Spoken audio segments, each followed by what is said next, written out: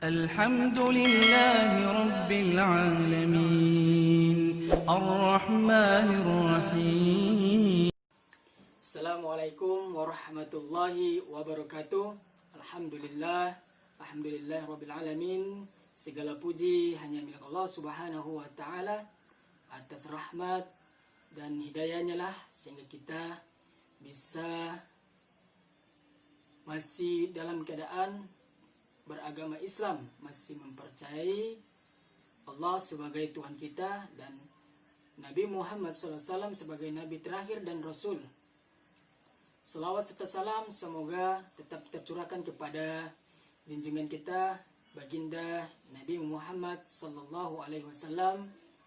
Atas perjuangannya lah sehingga kita bisa menghirup segarnya udara Islam itu, bisa mengetahui sejuknya Islam itu, dan bisa mengetahui ramanya Islam itu terhadap sesama manusia. Alhamdulillah, pada kesempatan kali ini saya akan berbagi sedikit tentang seputar tobat. Ada banyak teman-teman di luar sana itu berkata bahwasanya apakah orang yang penuh dengan dosa itu masih ada ampunan oleh Allah Subhanahu wa taala? Apakah masih diampuni oleh Allah Subhanahu wa taala atau bagaimana? Sedangkan mereka itu, menurut mereka, diri mereka itu sebagai orang yang terlalu banyak berbuat dosa, terlalu banyak berbuat maksiat kepada Allah Subhanahu wa taala. Oke, sebelum menjawab itu, saya akan membahas sedikit tentang apa itu tobat sebenarnya.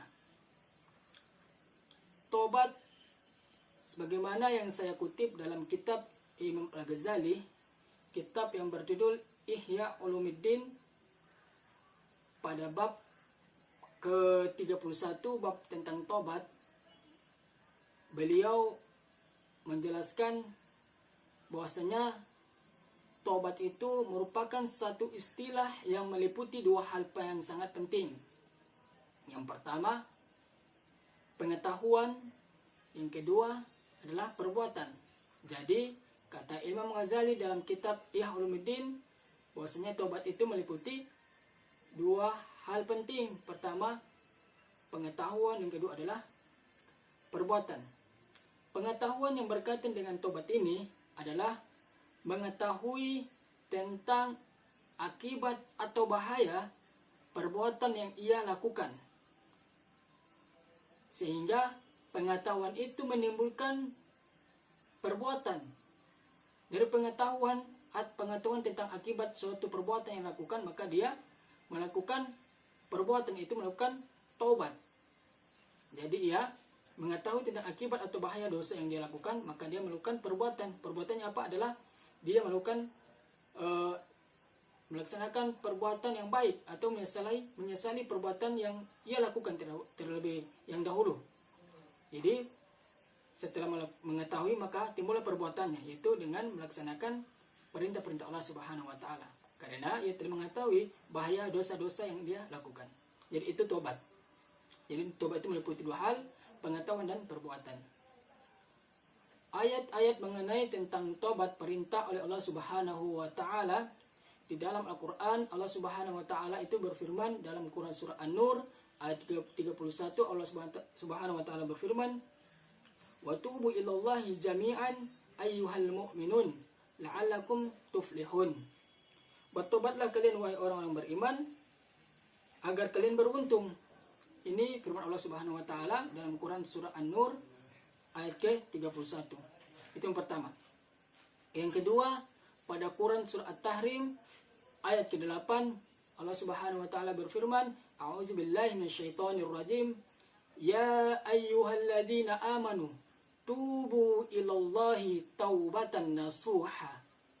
Kata Allah, wahai orang-orang yang beriman, bertobatlah kepada Allah dengan sebenarnya tobat, dengan tobatan nasuha.